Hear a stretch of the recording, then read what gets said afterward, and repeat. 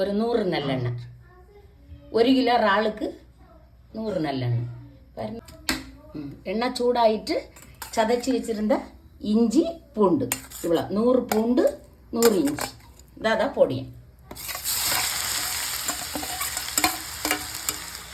அப்புறம் கறிவேப்பிலை 1 பிடி அதையும் போட்டோம். 4 பச்சை மிளகா,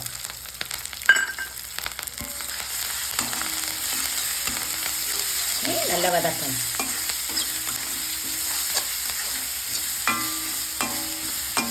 நல்லா கொஞ்சம் ப்ரௌன் கலர் வரணும்.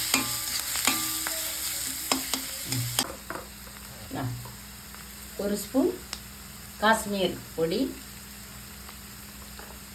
2 ஸ்பூன் எரிப்பு எவ்வளோ வேணுமோ அதுக்கு தக்கினேன். இனி சில்லி பொடி அத்தனையும் போட்டேன். ஒரு 5 வத்தல் மிளகு. சரியா? வெந்தயப்பொடி கொஞ்சம் எல்லாம் போட்டு இனி உப்பு பொடி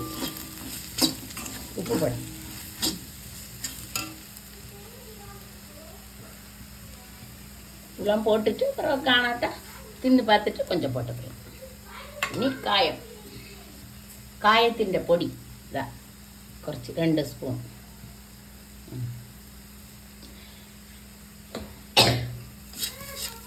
அதில் இருந்த எண்ணெயெல்லாம் சேர்த்து போட்டாச்சு.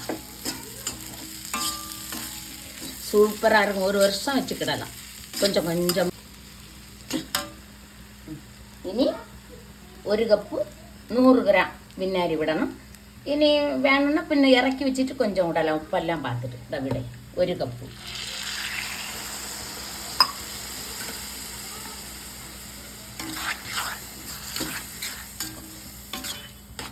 கொஞ்சம் நேரம் மூடி வைக்கணும்.